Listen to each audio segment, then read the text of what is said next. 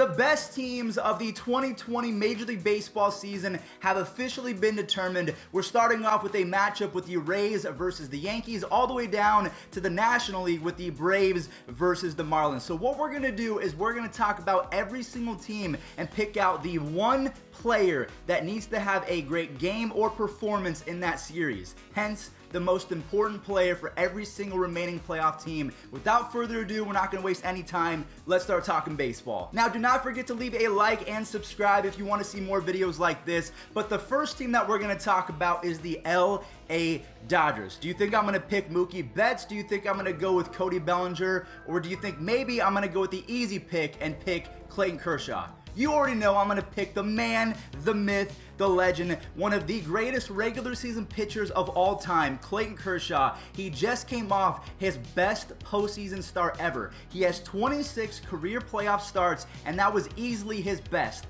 In Game 1 versus the Brewers, he goes 8 innings, 3 hits, 0 earned runs, and 13 strikeouts. He lowered his postseason ERA to 4.22. So he's been pretty bad. If you lower it to a 4.22, he needs to repeat. I don't have any doubt in the world that Mookie Betts is going to have a great playoff series. Even if Cody Bellinger adds a home run or two, that's going to be fine. But if the Dodgers are going to be a red hot and confident San Diego Padres club, Clayton Kershaw is going to have to come out and shove because he might be asked to go 2 games if it goes 5. So we'll have to wait and see. I can't wait to see how this goes. But just like Shane Bieber and the Indians, if your ace does not go the distance, bad things are about to happen. Moving on to America's favorite team, we have the Houston Astros. And to be honest with you, there are so many players that you could pick from this squad because they've been in the playoffs for the last 4 to 5 years consistently, and everyone's performed. George Springer, Carlos Correa, Zach Greinke in Game 7. But the one player I think is going to have to really show up is Jose Altuve. In 52 playoff games, I'm going to put a little asterisk by that. You all know why. Let's not talk about that today. But he has 13 home runs, asterisk, 850 OPS, asterisk, and only 30 strikeouts. Asterisk. All right, I'm going to go ahead and pay attention now. I'm not going to clown the Astros anymore, but we all know what happened with them. Jose Altuve, this is the redemption season for not only him, but his squad as well. They don't have Justin Verlander. They don't have Garrett Cole. They're going to have to rely on that pitching staff, which so far has been pretty solid, but the fact remains that Jose Altuve was not good in 2020, so he has that chip on his shoulder as well. He was decent in the series versus the Twins. Now I think that he is going to try and get some payback against Mike Fiers and the Athletics, because the only reason why the Astros are in the bad guy position is because Mike Fiers decided to go public and rat them out. So I think Jose Altuve and the Astros as a whole, I'm going to pick him as my most important player for the Astros going into this next round versus the A's. If you're a Yankees fan, hear me out. I have a great point as to why I don't think that Garrett Cole or even Aaron Judge or DJ LeMahieu is the most important player going into the series versus the Rays. Hear me out. The Yankees are not playing in Yankee Stadium. They're not even playing in Tampa Bay. They are playing in Petco Park. Guess who rakes in Petco Park? Giancarlo Stanton. In 19 career games, this man is hitting .323 with 8 home runs, 15 RBIs, 12 walks, and an 1190 OPS. On top of that, he was in the 2016 Home Run Derby and raked. He also had a home run in the World Baseball Classic, so there's something about the way that Petco Park is set up. I don't know if it's the weather, I don't know if it's just him feeling comfortable in that batter's box in combination with the batter's eye. A lot of people don't consider that sometimes you just see the ball better in different ballparks. And yes, I know that Garrett Cole is going to be your Game 1 starter, and DJ LeMahieu has been a machine. But in my opinion, the reason why the Yankees came back against the Indians in Game number 2 was because of that home run to right field hit by Giancarlo Stanton, and that started the rally. I knew that we were done for as soon as that ball left the yard. So the fact that Giancarlo Stanton has been a monster in Petco Park, I think that he's about to go off. Now, the Yankees obviously will be facing the Tampa Bay Rays, and in my opinion, the most important player for that Tampa Bay Rays squad is going to be Tyler Glasnow. I think that it's safe to say that postseason Blake Snell is a thing, just like postseason Tanaka. I think that they are going to be solid, no questions about them. And the same kind of goes for Charlie Morton. I think that he's going to really find his groove and be able to pitch well. But Tyler Glasnow, after a great 2019 regular season, he had a 1.78 ERA. He started in the playoffs versus the Astros and he got lit up. And the number one reason why, he was tipping his pitches. These are two different pitches. It's where he rests his glove. That's what was going on. So if we go even further, look. One is above the letters. One is below the letters. Above, fastball. Below, curveball. So shout out to my man John Boy for that amazing breakdown.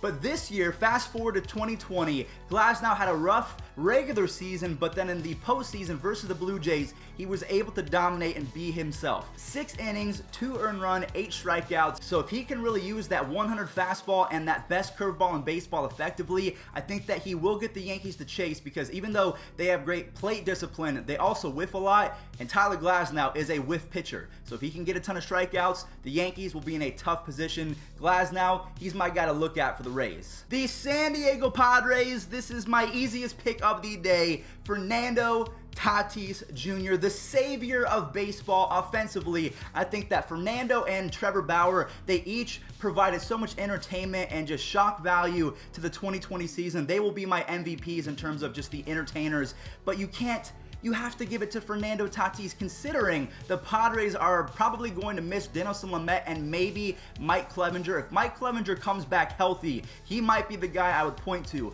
But Tatis, he was top 5 in home runs, stolen bases. He played great defense. He is a true 5-tool superstar. His persona and ability to fire up a team is my biggest factor. You need to be on edge at all times, and that's exactly how Fernando Tatis Jr. plays. He's on edge, he's fiery, he's young, he's ready to go. He's coming for the Dodgers and Clayton Kershaw. So for the Padres, I'm going with Fernando Tatis Jr. Maybe Mike Clevenger if he comes back, but Tatis, he's my guy. Now, the A's pick might surprise you guys, but if you're an A's fan, it probably makes a lot of sense. The brand new ace of the A's going into this series is Chris Bassett. I thought for sure it was going to be Frankie Montas. He started off 2020 electric. He came back from a PED suspension. He was one of the best pitchers, if not the best pitcher in the American League besides Shane Bieber to start the season, but then the season really went down. So I'm going to give it to Chris Bassett because he has been great against the Astros thus far in his career. He's holding them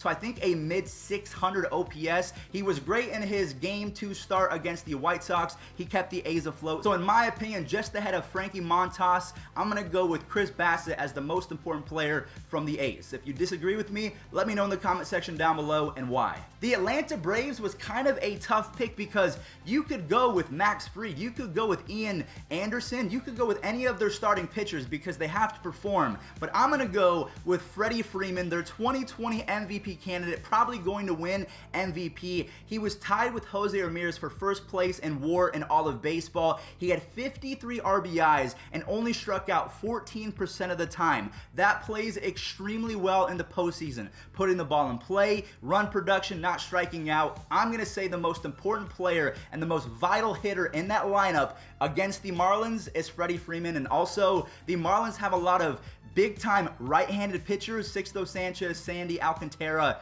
If Freddie Freeman can rake against them, he has the advantage.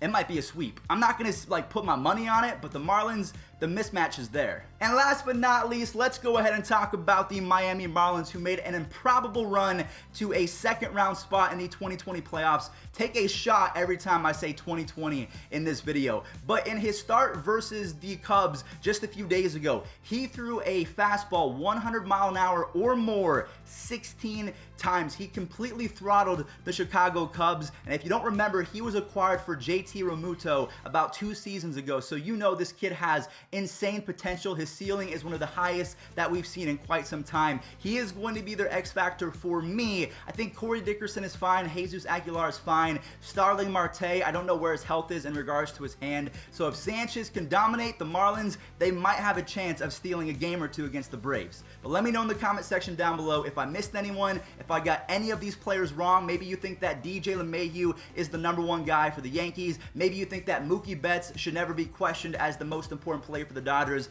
Let me know. I'm curious and I want to hear some debates down in the comment section. Stay safe out there and enjoy the rest of your weekend. MLB recap should be returning soon, but I thought this video was a lot of fun to make. So leave a like, subscribe, and I'll catch you guys later.